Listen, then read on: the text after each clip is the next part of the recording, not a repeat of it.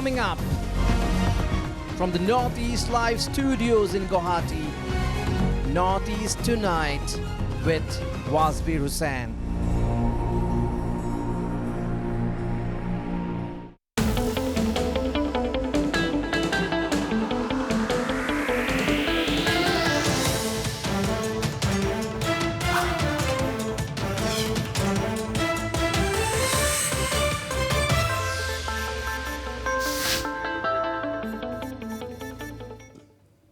Hello and welcome to Northeast Tonight, the show that decodes the region. It is natural, viewers, for everyone monitoring the Naga peace process to wonder what's happening or what's the latest on the peace efforts. Well, an answer to this million-dollar question was received from none other than the Government of India's interlocutor for the peace process and Nagaland Governor R N Ravi, who said in his Republic Day address in Kohima that the latest peace initiative going on since the past 24 years, this is his own words I'm quoting, could not fructify as yet due to the unrealistic intransigence of some people who are unwilling to forsake the politics by gun. Mr. Ravi, in his characteristic blunt and straightforward manner, said Nagaland was rich in natural and human resources, but the people of Nagaland have not been able to reap optimum benefits of the various schemes of the central and state governments because some extra constitutional entities, he said, in the guise of espousing the Naga national cause, have queered the pitch for the people and the government and kept peace and progress at bay. The governor also said the menace of rampant extortions under the guise of illegal taxation by anti-social elements has not yet been fully curbed, though police and security forces have been taking strong action against such elements. Now, several questions arise. When the governor and interlocutor R N Ravi says the peace efforts have not fructified as yet due to the unrealistic intransigence of some people who are unwilling to forsake the politics by gun, who is he referring to? Is he referring to the NSCN-IM, which is still sticking to its demand for a separate flag and constitution for the Nagas, and are even talking of integration of Naga areas in the northeast under a single administrative structure? Who are the extra constitutional entities accused by the governor of keeping peace and progress at bay in Nagaland? The governor said, despite action by the police and security forces, rampant extortion by anti-social elements were still going on. Does this not reflect on the failure of the Rio government to tackle the menace? To discuss the issue that has once again hogged the limelight following the address by Governor Ravi, I have a very eminent panel tonight. I am joined in the studios by Naga HOHO General Secretary, Mr. Ndang. From Kohima, I am joined by Naga Tribes Council Leader, Mr. Therie. I am joined from Dimapur by Mr. Khekiye Sema, a commentator and a former IAS officer. Dr. Visier Sanyu, advisor of the Global Naga Forum, and the historian is joining me from Medzifema near Dimapur. And in Shillong, I have Dr. Xavier Mao, professor at Northeastern Hill University and a well-known commentator. Before we begin the discussions, let's listen in to what Nagaland Chief Minister Nafi Rio said earlier today on the vexed Naga issue. How closely are you going to work with the opposition in order to bring one solution, one settlement? Well, I'm happy that the opposition leader, we could give a joint statement. That is positive. And actually, we don't have much differences. But political party, sometimes they think otherwise, though they had got away from the JLF. A joint statement reveals that our mind are same as far as Naga issue is concerned. And this assembly coming, we're going to give also sufficient time for discussion. Necessity will pass resolutions in support of early solution. Well, we will debate on that. I think this is an important statement by Mr. Nephew Rio, the Chief Minister, who said he and the opposition leader, Mr. T.R. Jeliang, are on the same page, and that the government was going to give enough time during the next assembly session to discuss the Naga peace process. And he also said that he had no problem, or his government has no problem, and was ready to pass, the ruling coalition was ready to pass a resolution in the State Assembly on the Naga issue. Important statement there. We'll take views of our panelists on this. But first, let me go to you, Dr. Visier Sanyu in Medzifema. Dr. Visier Sanyu, Dr. Visier Sanyu, if you can hear me. Okay, now the question is, we were all waiting to hear as to what is the update on the Naga peace process, because there has been a lot of gaps between one development to another. Everybody wants to know what is happening as far as the Naga peace process is concerned. Right at this juncture, on Republic Day, the peace interlocutor and governor came up with a very blunt and straightforward address. He said the peace could not fructify because of the unrealistic intransigence of some people who are unwilling to forsake the politics by gun. What do you think of this statement? Who is the peace interlocutor and state governor could be referring to? What is your guess? A lot of people say he is referring to the NSCN-IM.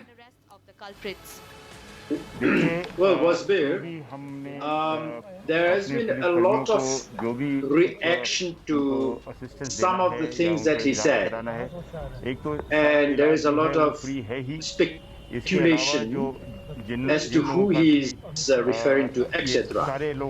Now, my colleagues and my other panels will bring a lot of those details of 9 teams have now been formed by the Delhi police to initiate I think there is a lot of audio disturbance. There is leakage of the audio. I regret, I apologize for that. There is some other audio coming on the screen. I will have to come to you in a while. Let me fix that first. I'll ask the producers to fix that audio leakage there. Mr. Ndang, this is a very hard-hitting statement. This is a very hard-hitting statement by the governor. He says that peace process has been going on for the past 24 years, but the peace process has not been able to fructify, meaning accord could not be reached because of the unrealistic ambience, unrealistic intransigence of some people who are unwilling to forsake the politics by gun. What do you mean? What do you think the governor is meaning? Do you have a view on this? Thank you, Wasbir.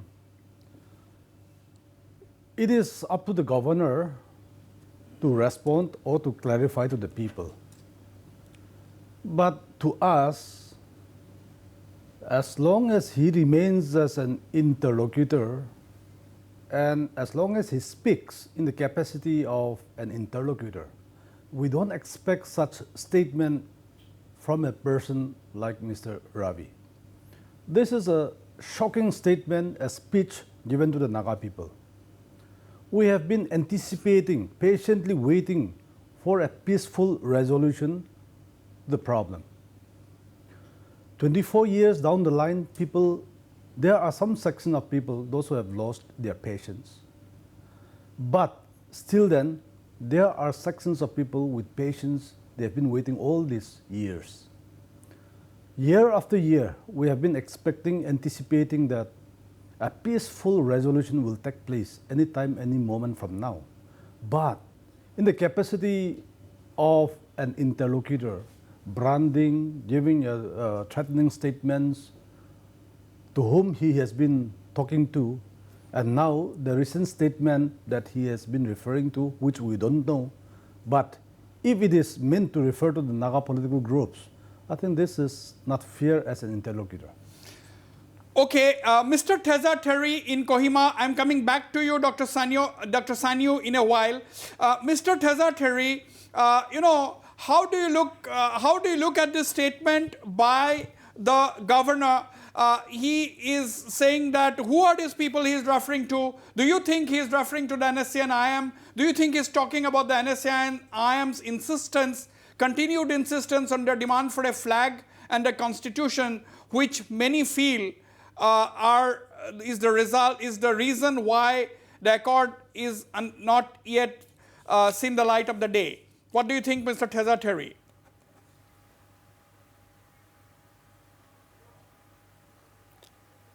I cannot tell to whom he is referring to. The subject is very complex. Naga political issue dragging for the last 70 plus years is very complex. There's bound to be differences. There cannot be a complete consensus.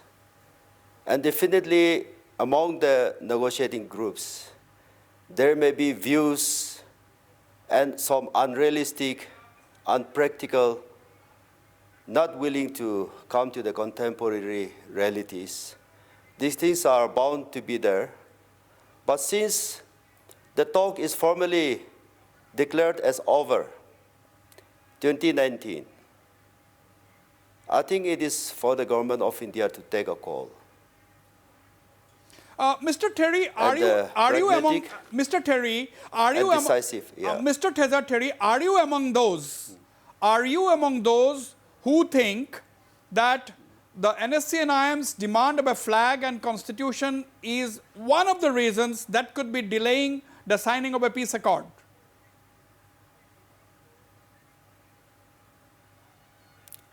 Maybe the consistent demand of NSCN-IM of flag and constitution. To my understanding, India is a sovereign nation. It has its own constitution, and then it has its own flag. So as the Nagas, we have our aspiration to determine our own future. Our aspiration, we have our right to have our flag. We have a right to our constitution. I cannot fully endorse asking flag and constitution from someone. It is our aspiration. Sooner or later, once we achieve, it is ours. Okay. But at the moment, we are not talking about flag and constitution. We are talking about what is possible at the moment. We can pursue all those aspirations. But in the meantime, what we are doing is the solution is all about peaceful coexistence between the two entities. Okay, okay. Point and noted. We have reached a very good understanding. Right. I think this is the perceptible difference between the NSCN-IM and the NNPGs. NSCN-IM says that flag and constitution is the right of the Nagas. There is nothing wrong in demanding this, and the government of India should concede this demand. That is the stand of the NSCN-IM. NNPG says that the accord is possible, understanding has been reached, other aspirations like flag, constitution and many other issues can be discussed even after the accord is signed. I am coming to you in a minute, Mr. Khekiye Sema and Dr. Xavier Mao. Let me once again go back to Dr. Visier Sanyu. Yes, Dr. Sanyu, do you also think that, the issues like the flag and constitution, a lot of people are saying that these are symbolic issues. This should not delay the signing of an accord, but at the same time, for the NSCN-IM and the groups and individuals supporting the NSCN-IM, this is the core issue. How do you view the situation? Well, I don't think the flag and the constitution are really the core issue. I think there are issues that are much, much bigger and needs to consider, and thus they become even smaller. Now, a lot of our panelists and a lot of reaction about what Ravi said is there. But in my mind, Ravi is representing a government, a sovereign state. it is not Ravi, but he is speaking on behalf of a government. He's obeying his boss. So I don't think that personal issue of Ravi is not really an issue. It's like Pilate deciding whether to crucify or not to crucify, but the command is coming from Rome. So its command is coming from Delhi. So it's not really an Ravi issue. But one thing I can tell you is I am a believer of great Indian civilization. I have great respect for Indian civilization. You have your Mahabharata, your Ramayana, you have your Buddha. Buddha was born here. You have your Ashoka, and recently you have your Mahatma Gandhi and Tagore. And India has such a rich wisdom. And this issue can only be solved by political willpower, wisdom, and statesmanship by the right politician. It is not the job of bureaucrats. It's not the job of a governor of a tiny state.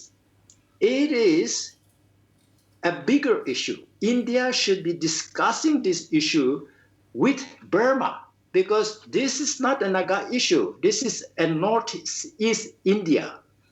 And Northeast India, as you know, is like a hinge where two civilizations can swing that way or this way, that the Chinese and the Indian civilization can swing this way or that way. And many listeners will be wondering what I'm talking about. But the truth is, when the Arunachalis, Mizos, and Nagas, and Manipuris, they go to Delhi, they instantly become the Chinkies. Are we not deviating from the topic? Are we not deviating from the topic, Dr. Sanyu? Yes, but I'm giving you the real big picture. Otherwise, this topic will not be solved unless we deal with these issues. In my mind, if we rush this one and settle because it has been going for a very long time, we'll create another problem. It has gone for a very long time. Okay. Take more time to see what are the real issues. What are we'll the talk blockage. about we'll talk about what are the real issues. What Mr. Sanyu is saying, what Dr. Sanyu is saying is that don't rush things. It is already going on for 24 years of talks. Take your time, but don't rush. Let me turn to you, Mr. Khekiye Sema, commentator and former IAS officer. Mr. Sema, what, according to you, is the main issue? What is the core issue? Why do you think the peace process is not reaching its logical end?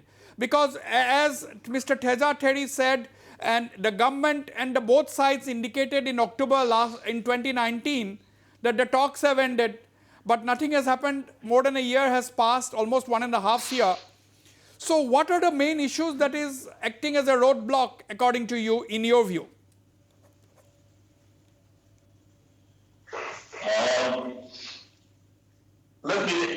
Let me just say this.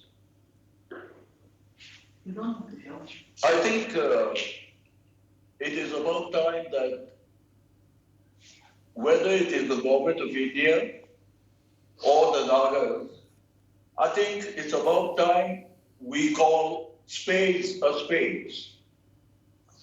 The problem is,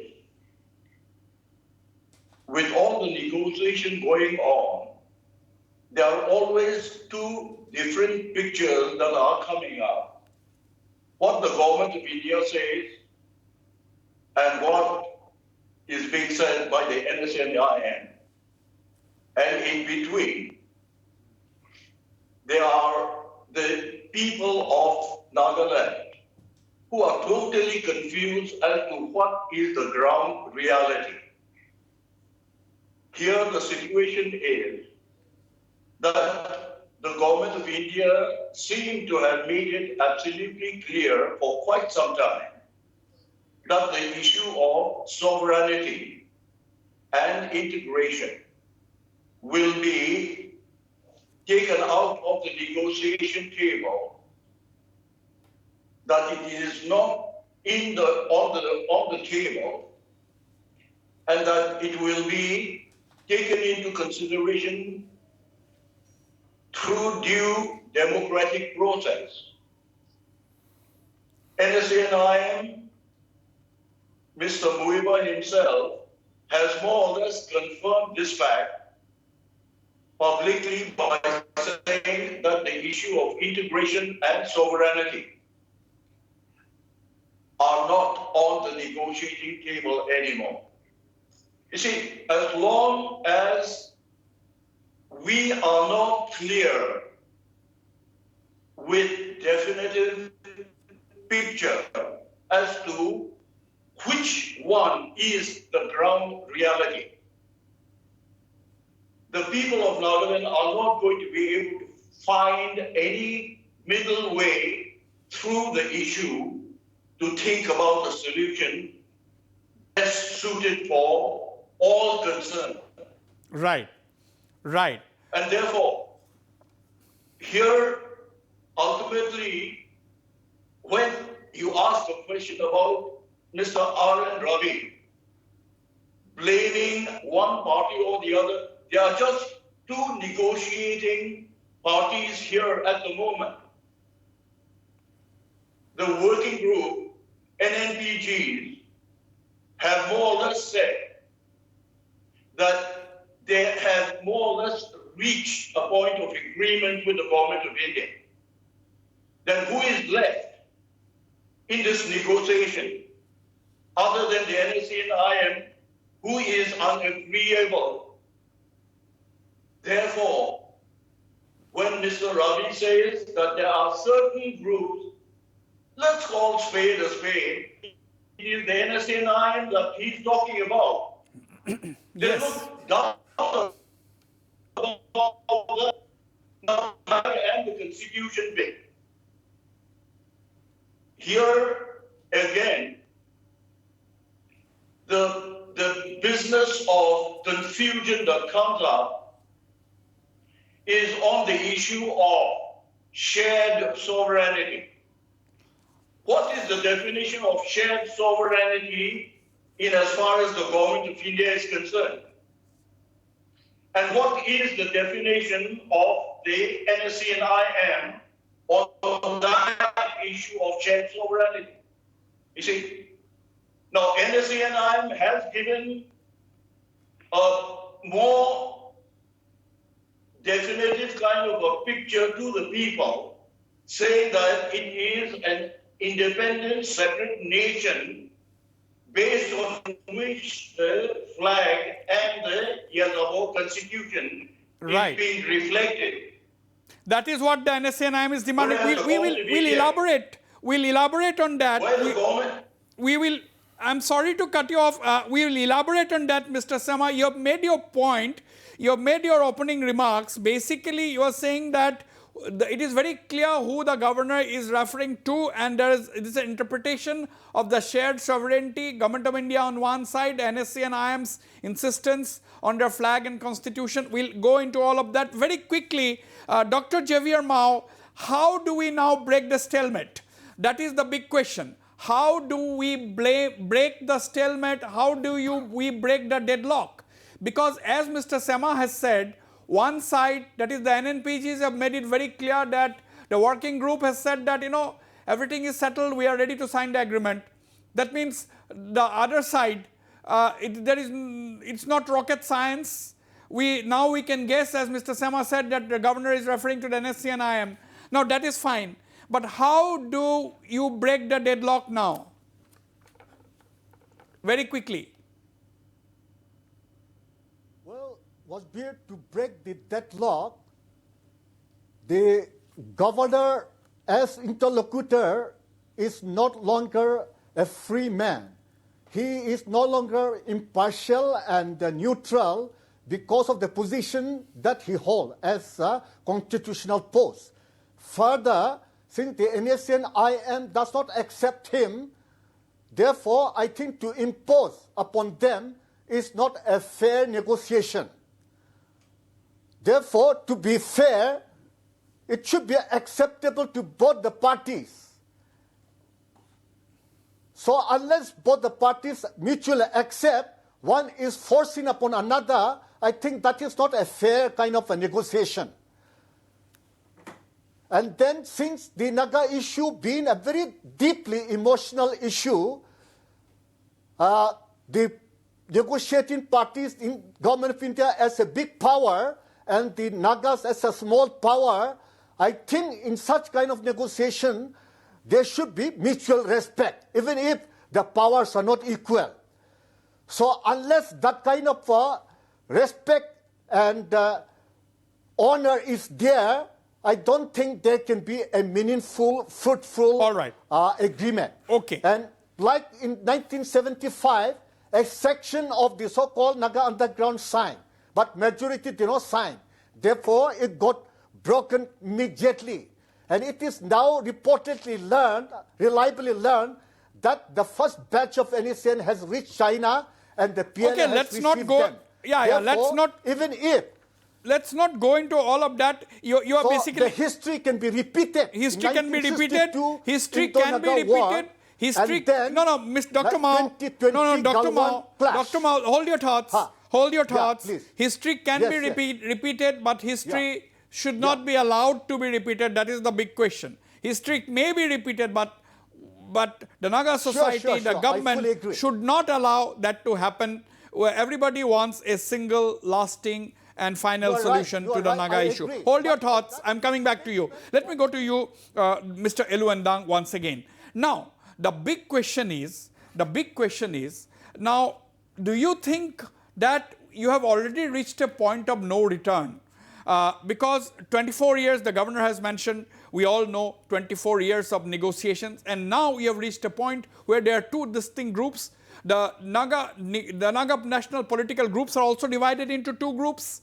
The Naga society is also divided maybe into more than two groups. Now the question is, that is what nobody wants. As Dr. Xavier Mao has said, 1975, the Shillong Accord should not be repeated, where a lot of people did not sign, a lot of people walked away from that agreement. Now, what is your considered view? Now, we have raised this question, will the NSCN be flexible, or can the NSCN be flexible on its flag and constitution and demand? While I am asking you this question, I know very well, I am absolutely aware that to the NSCN and to a large section of Nagas, the flag and constitution are extremely important for them. Mr. Ndang.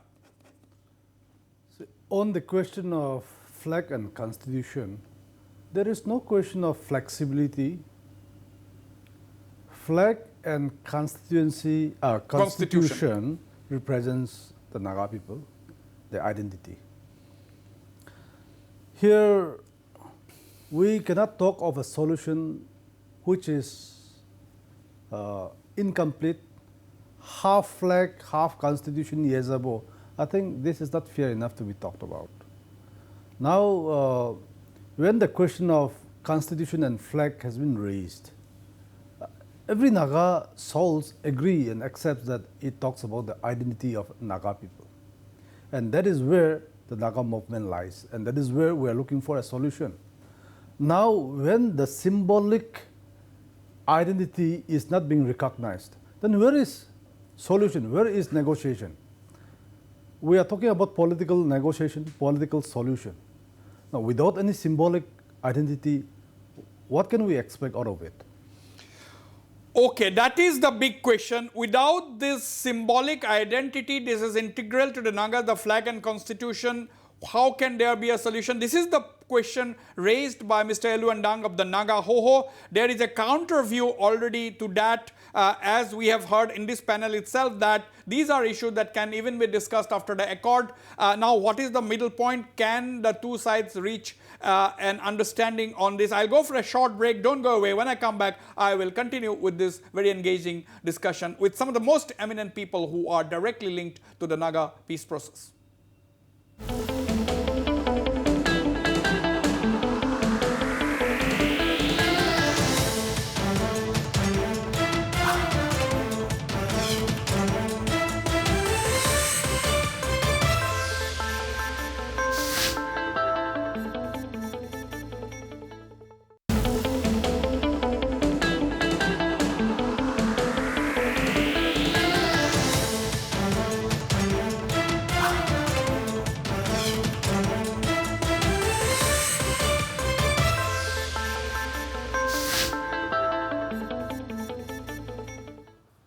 Welcome back.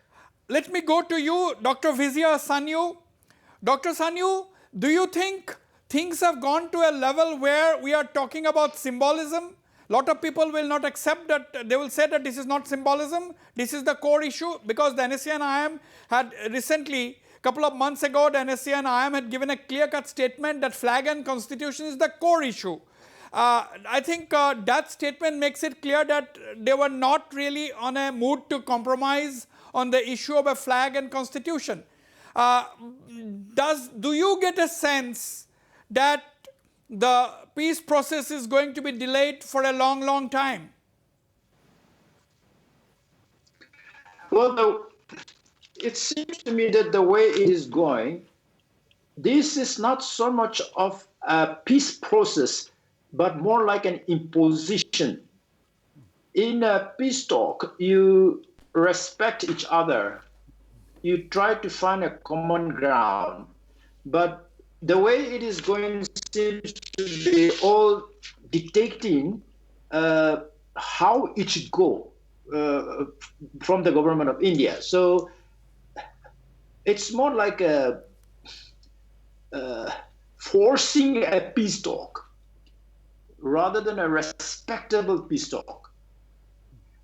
And I have no idea what is in the mind of the IM. It appears that they are not going to compromise on this issue. And it's fair enough if that is their stand. And the government of India should be ready to listen to them also, to the negotiators, whether it is IM or an NPG, in a respectable way. So that it is an honorable solution. At the moment, it's all a kind of a fight. It's not a negotiating table, and I think this is something both the parties have come to their senses. Did they come to the sense? The government of India being a bigger power, a much more process thinking, should realize that you cannot, as my friend Xavier said, you cannot force an agreement. Okay. An agreement that is forced is going to create more problem. Right. Now, this is becoming a bit of like that. Okay. Now, Mr.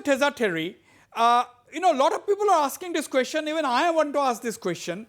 Why is it that, so far we have not seen all the stakeholders sitting across the table and talking? That has not happened.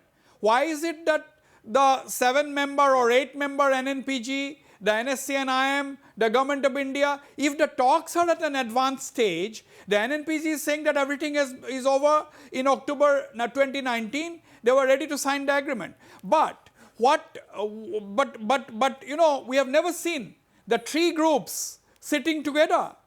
And what about any discussion with the Naga people as such, which these organizations represent?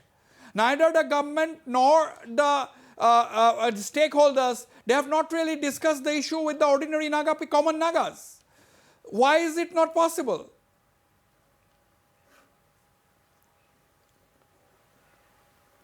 Yeah, Mr. Wasbir, we have our roles, and everyone should play our role. In the meantime, our political groups are mandated to negotiate with the government of India. They are negotiating. 24 years is a long time. Negotiators, they are negotiating with the support and mandate of the people. If they have any difficulty, they have every right to come back to the people, sit with the people, talk with the people. And they should bring out what is the difficulty.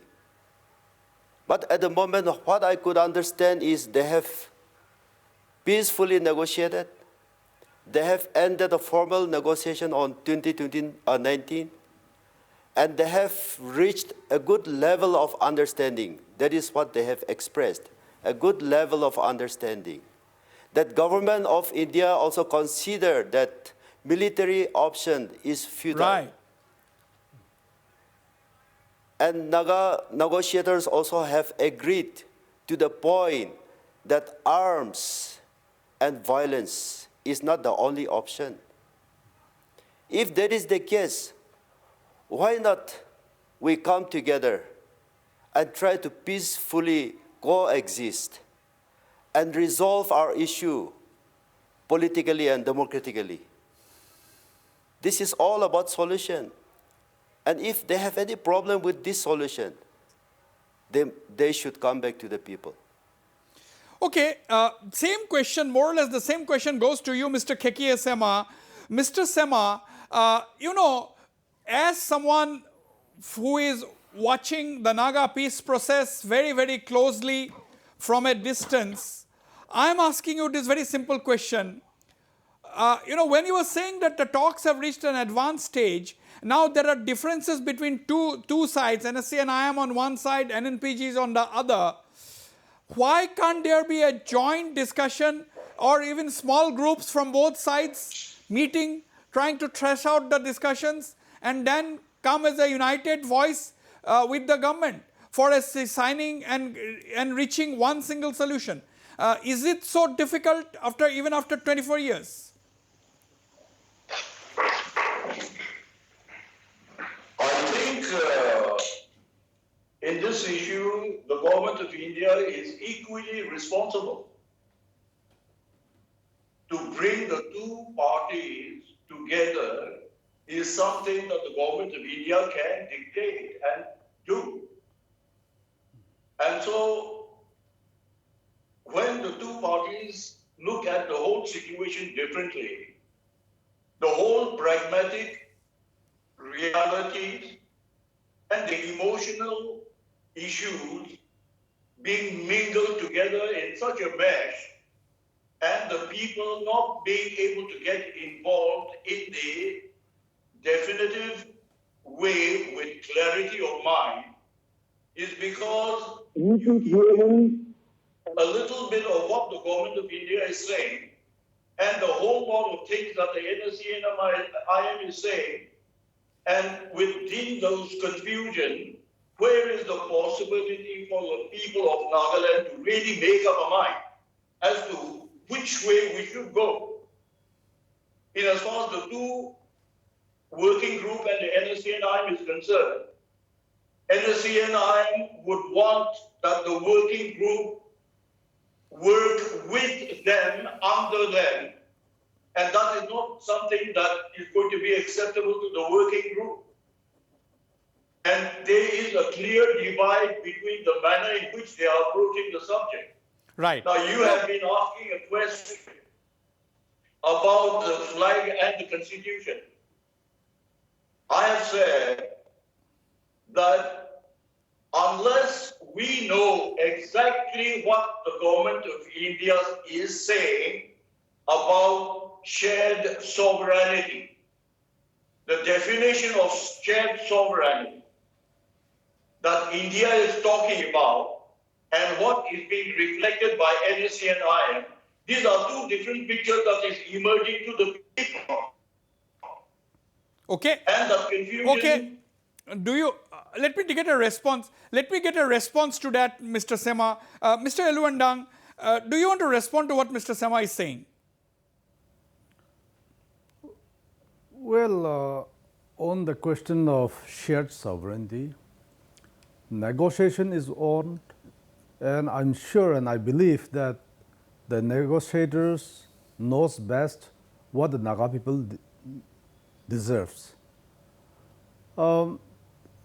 It may not be appropriate for us to push in words into their mouths, but I think at best all of us knows the interests of our Naga people.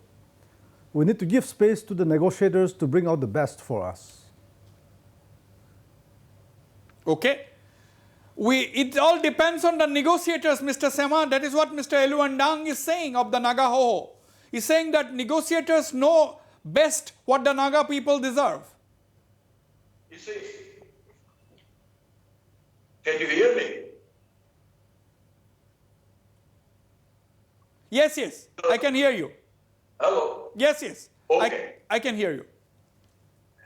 All right. Now, the issue here is when the reality, ground reality, is not known to the people for us to make up our mind, how do we help the negotiating people to see what course of action would be best for the Nagas as a whole? That is the point. So we are confused people, and we cannot help the two negotiating parties to any alignment as to how we should proceed with the whole negotiation.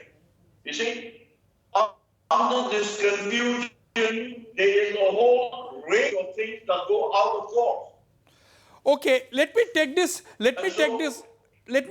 to Professor Xavier Mao. Professor Mao, you know, Mr. Sema is making a very interesting point. He said that when the people are not aware of the ground realities, for example, I will ask this question to Mr. Sanyu as well as Mr. Ndang in a short while. But point is, the framework agreement was signed in August 2015. For full 3 years or more than that, nobody knew anything about what contained in the framework agreement. Neither the government nor the NSCN-IM told the people or the civil society anything about what contained in the framework agreement. Now, do you think this kind of lack of transparency in the initial 3-4 years, do you think that led to the confusion? So people could not come up with a suggestion on what you should do?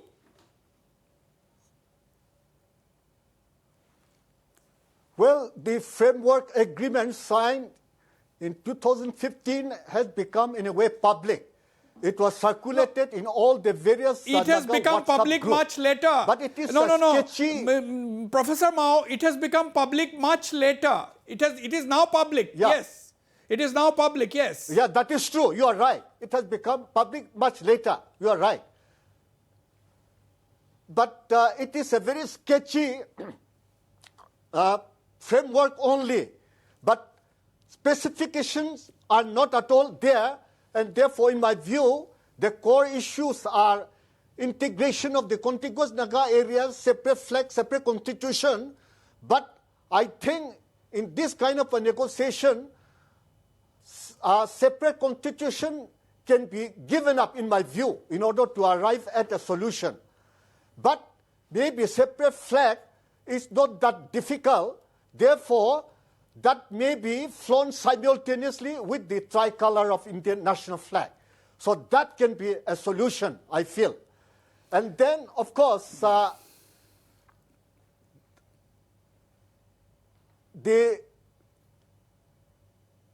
Okay, I'm coming back to you, Professor Mao. Mr. Ndang.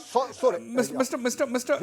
Ndang. You know, now the issue is, what is the middle ground? Do you think this is going to emerge as the main roadblock, the flag and constitution, and there will be no other, as you have said that the NSCN-IM or for that matter the Nagas cannot compromise on the flag and constitution. Now, what is the middle part? A lot of people will ask you this question, that when they signed the framework agreement in August 2015, were these issues not settled then? Why were these issues not settled? Issue of the flag and constitution. See, on the issue of flag and constitution and the signing of the framework agreement, I think on several occasions the negotiating parties have made it very clear that framework agreement is a very broad-based arrangement, whereby word by word examples, flag and constitution is not inserted. But I think if we are to go by the agreement, it is very broad and it has encompassed all the areas. Now, because of this flag and constitution, we cannot call it as a roadblock. Flag and constitution is very clear to the Naga people. We are not demanding flag and constitution from the government of India. Flag and constitution, or otherwise Yezabo, we are saying what is best for us, we will work it out, recognize it. What is best suited for the Naga people? Naga people will decide. It is not this Yezabo or constitution is not something which will be brought into from somewhere else, but it is going to be worked out by the Naga people, and this is where we stand. And when we don't have a system to govern ourselves, then what are we talking about? This constitution will definitely govern the Naga people, and this is where our identity lies. And there is no question of compromising on this. So Dr. Sanyu, I'm coming to you, Mr. Therie. Dr. Sanyu, so the deadlock continues. So there is no middle point. There is no midpoint. What can be a midpoint? Because all negotiations, when you are in the negotiating table, it means that there will be a give and take, isn't it? Without give and take, there can be no negotiations. There will be a middle point. There will be give and take. But let me touch few of the things by what the panel said. I think Mr. Sema is saying that the interpretation of shared sovereignty by the IM and the government of India is different. And that has to be made clear to the people. Secondly, it is not only the negotiator that has the power, because even if they bring a settlement, if the people disagree, the agreement will fail. That has been proved in many parts of the world. Supposing the negotiators, NNPG and IM, bring an agreement and the people refused, it won't work again. So that the negotiators should continuously bring back and honestly share with the people, with the public, what they're negotiating. This is where they have failed in the past. As you rightly said, in the beginning, it was kept as a secret. That secret created confusion. And when it came out much later, it was not so, it was flimsy, it was not detailed. Yes. It didn't say this or that, it was just something confusing. And that's where the people got conscious, anxious, not conscious. So even now, when the people are negotiating, the two parties are negotiating, the government of India, the government of India should make it clear to the people, to the public, this is what we're negotiating. Also, the party should make clear to the people, to the public, and also to the Nagaland state government what they are negotiating, because Nagaland state is also a stakeholder in this one. Yes. But it is clear that certain issues has to be tackled. If the settlement or solution does not include the Naga outside Nagaland, it is not a solution. Okay. Whether you like to call it integration or whatever you want to call it, it has to involve and include the Nagas everywhere. That's the okay. That is the point which Dr.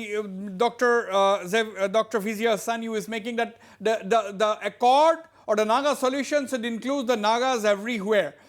It's more or less what the NSCN-IM is saying, that integration of Naga areas, whether physical integration or otherwise, that is also needs to be cleared. I'm running short of time. Mr. Therie, do you think how? Yes, Mr. Sema, you are saying something. Mr. Sema, yes. No, I think we are heading around a whole lot of subject right here. See, the first thing that I need to make point clear is all the negotiation that is going on is on the behalf of the stakeholders called the Naga people. And we need to know what our future is going to look like. Now, the very fact that the NSCN-IM is dealing with competency clauses, what does that indicate? Competency clauses. If you are an independent nation, what is the need for a competency clauses at all? A nation must decide its own competency. And so, when you talk of competency, the NSCN-IM is asking for competencies, and those competencies, the Naga's total population do not know. And in this confusion, they want to decide the future of the total population for generations to come without telling us. Thank you very much. Your point has been noted. Your point has been noted. You are making this repeated point that the people need to be consulted. People are confused. That is the point you are making. Mr. Therie, I'm sorry, Mr. Sema, I have to cut you short there only for the lack of time, not for anything else. Mr. Therie, your final comments. Mr. Sema is repeatedly saying that the people were not consulted because every Naga national group, every Naga group is at the end of the day fighting for the interest of the Naga people. But Mr. Sema and many others are saying that the people have not been consulted. They are not part of the process. Now, final comments from you very quickly, Mr. Therie. Yeah, Mr. Wasbir, Naga movement started for independent sovereign nation. And there is no compromise on that. And when there is no sovereignty, and when there is no integration, I don't really know what is flag and constitution for. As far as I know, in a negotiation, they have reached a point where government of India have recognized the right of the Naga people to determine ourselves, our future, based on the contemporary realities. Okay. I believe our primary objective, our sovereignty cannot be compromised. What we are saying is that at the moment, it is not workable. So let it continue. That is our aspiration we'll pursue. But why not we create a conducive atmosphere for peaceful coexistence? And we'll let the democratic and the political process continue. Right. We talk about our right without arms and violence.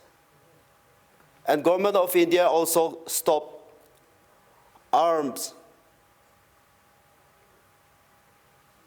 Right. Now, I'm running completely out of time. Mr. Ndang, what people like Mr. Therie is saying is that you have to create a conducive atmosphere.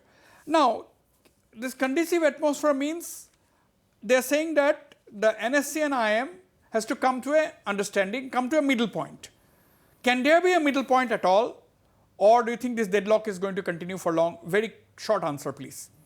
I don't see any deadlock here. The deadlock is the interlocutor who claims himself. People are confused. Why? Now, one section is saying that 31st October concludes the formal talks. Then why the talks still continues at the moment in Delhi? Mr. R N Ravi, who is an interlocutor, talks something different here in Kohima. Another version comes from Delhi. What is this? Is this not the handiwork of the government of India? Who is creating confusions? Where do we find middle ground at this situation? Is it not the government of India to create a conducive atmosphere for a peaceful settlement? Are we still to blame the public? Are we still to blame the stakeholders? This is not the moment where we take blame. It is the government of India who is failing it and who is creating further divisions in this. And government of India must come clear who is the interlocutor and who is there to solve the problem. If in a person like an interlocutor, who is also the governor, if he start giving threatening statements, speeches, threats, what can we expect? Are we not expecting a peaceful solution out of this? Naga people have understood, realized, both government of India and Naga people, realizing that gun culture, peace cannot come through a barrel of a gun. And that is where peace process have started. Now, at this hour, if we are to still talk of middle ground, it is entirely the responsibility of the government of India. Final word to you, Dr. Xavier Mao. I have run out of time. 20 seconds to you, your final comments. According to Mr. Ndang, the ball lies in the court of the government of India. But a lot of people will say the ball also lies in the court of the NSCN-IM to reach a middle ground. So where do you stand in this? Final comment, 20 seconds. Well, the ball, of course, lies in both the parties. The government of India's ball and also even the NSCN-IM. The government of India should have a genuine respect and a genuine appreciation, and NSCN-IM should also attempt to come to the middle ground. So if that is there, I think possibility of arriving at a solution is there. Like, for example, Ravi is already a governor. He has certain severe limitation as a governor. He cannot be impartial. He cannot be independent. Absolutely. Therefore, there the government of India has also ball lies in the court of the government of India as well as the court of the NSCN-IM. That is the view emerging from this discussion. This is not the last that we have heard on this debate. I have to conclude it only for the lack of time. I thank all my panelists for participating in these engaging discussions, and of course the viewers for watching the program. All we want is an early solution, acceptable solution, a solution that is pragmatic and a solution that is acceptable to all. And of course, we are all hoping for a single solution, because the Naga issue is one and there can be only one solution. Otherwise, nobody wants a repeat of 1975. I thank all my panelists for being on the show and the viewers for watching. Good night and goodbye.